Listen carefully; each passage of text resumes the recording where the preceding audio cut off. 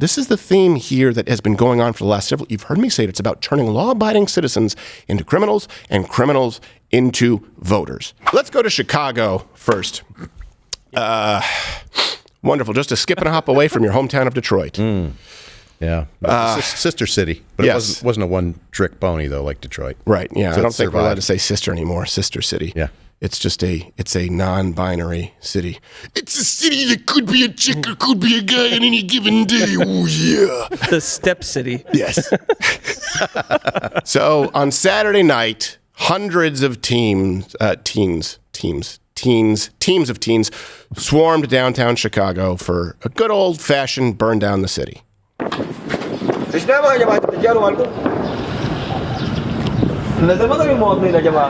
Oh, sorry, wrong clip. Yeah, Sudan. right. Yeah, that's international news. We're not doing that right now. Close. Here's the footage from the riots in Chicago who can never get anything right by design.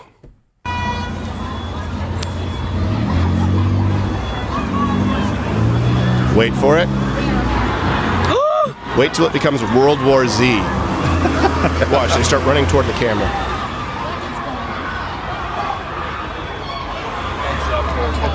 Oh. At that point, you'd run away. Mostly peaceful.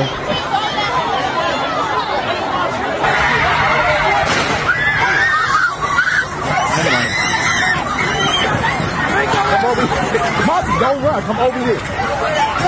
They chasing with the gun. Now you notice, by the way, the one thing that makes everyone there scatter? Gunshot. That's the one thing they make sure that you can't have in Chicago. I'm not saying go on the street as a vigilante. I'm saying to protect your own house as it gets looted and burned, right? A lot of people watch this and they go, hey, they're out there, they're rioting. Do you take into account that people can be in buildings that are burned? That happened with the riots. Do you remember the story of the man who knew that his wife and daughter were in an apartment that was being burned and the fire department couldn't get there?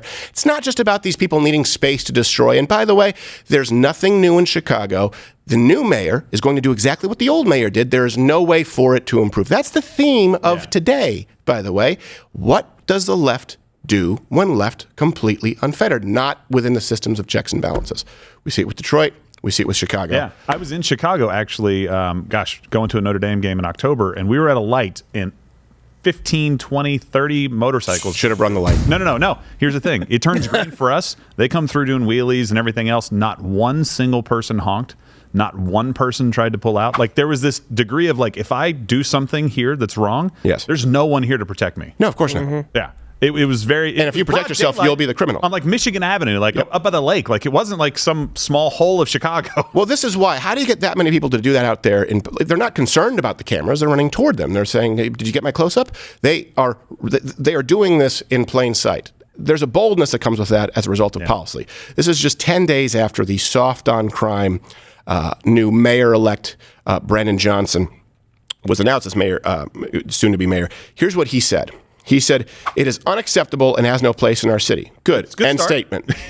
However, it is not constructive to demonize youth who have otherwise been starved of opportunities in their own communities. No.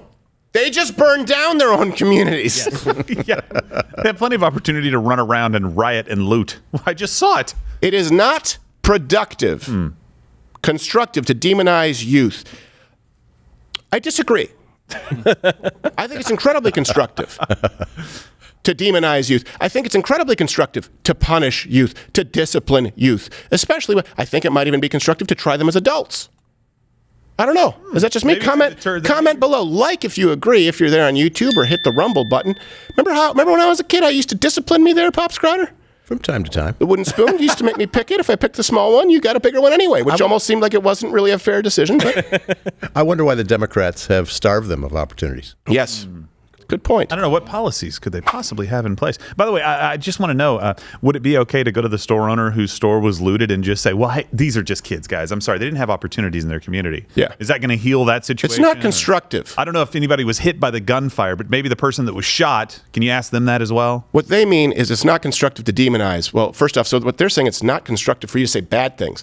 I think it would be constructive for you to protect your house and home and your business. By that, I mean use of force, just to be clear. I'm not advocating going out and committing violence again. But I certainly think that you're entitled to use force to defend yourself. Most states recognize that. And that includes violence. Yeah, people are burning down your store. But they don't even want you to say bad words. So what it's about, this is all about, this is the theme here that has been going on for the last several, you've heard me say it, it's about turning law-abiding citizens into criminals and criminals into voters. Can you imagine anyone, left or right, in the 60s or 70s seeing that saying, well, you know what, really, though, it's not constructive to demonize them. Even back then, they had to defame people in the Democrat Party. Like, well, they shouldn't riot. Right. I mean, Well, who are they blaming? That's what I want to know. Well, Take a wild guess. No, who are they blaming? They've had control of these cities without opposition for generations. Well, I think they're They want blaming... to buy the votes Yeah. for the people that have been starving them of opportunities in their communities. Well, the mayor-elect blames the police, as seen by the fact that he was a major proponent of defunding the police, of defund the police, quote, prior to his election.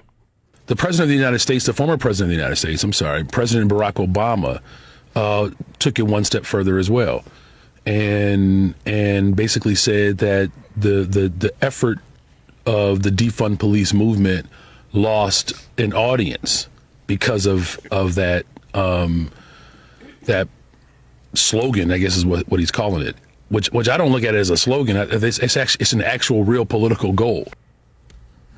He backtracked and said, no, I didn't mean defund the police. Yeah, but what about when you said it's not a slogan, you actually think it's a political goal, meaning defund the police? He said, stop that. It's not constructive to demonize me. for what I said, that was last week, sir. But that's in my past. Yeah, that's in my past. Well, don't worry. It's mayor. Ain't nothing going to change. Ain't nothing going to change. We'll compare his policies and Lord Lightfoot. And by the way, in other news for the city, Walmart permanently closed 4 Chicago stores on Sunday, saying that the stores have lost tens of millions of dollars because you can only have grape drink on a 5-finger discount for so long. I'm sorry. Admonish me. Yes. It's purple drink. It's purple drank. Drank. Admonish. It's purple drank for all you kangs. Sugar, water, purple. Remember that. And don't forget, this is Ronnie Mosley while talking about this, so the same thing applies here. Yes, who do they blame? They blame the cops. Who do they blame? They blame Walmart. Here's Ronnie Mosley. He's, I guess, from the Alderman, 21st yeah. Ward. Ronnie Mosley, alderman-elect from the 21st Ward. Of course, I was not familiar with him before he said this dumbassery.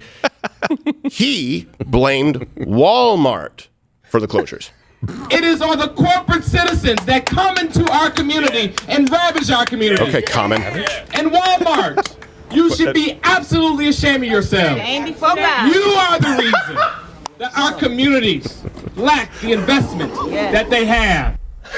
You hear that, lady? Stand before God, or ashamed before God. I'm like, okay. Wow. Walmart should be ashamed before God. Really?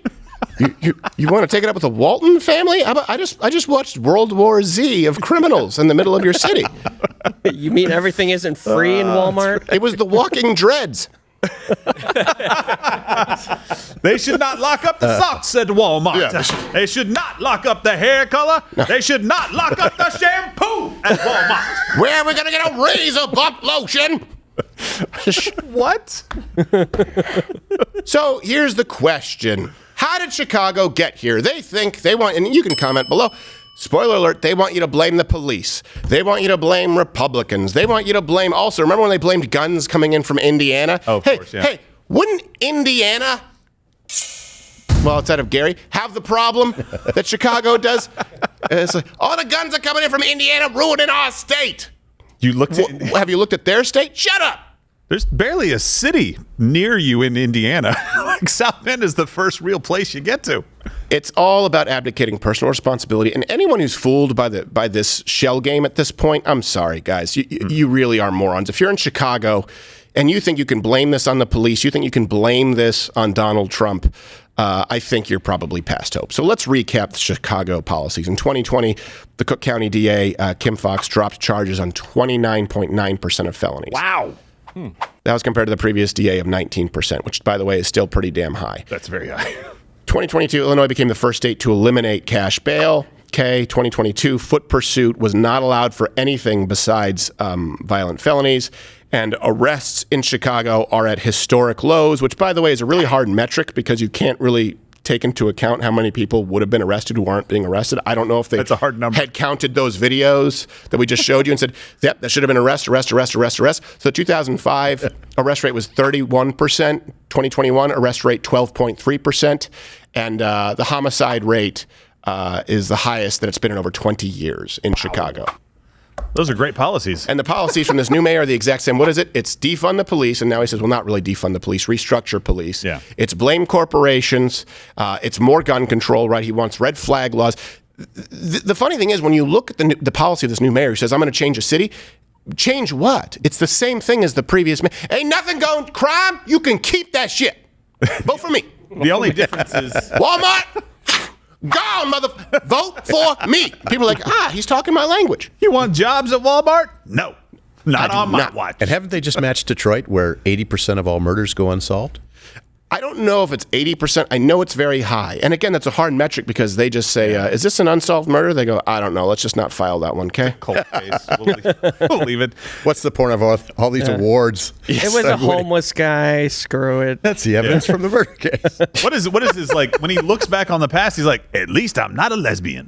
Is that it? Like, because that was Mayor Lightfoot was like, okay, that's you guys are doing the same otherwise. Yeah, that's sort of what it was.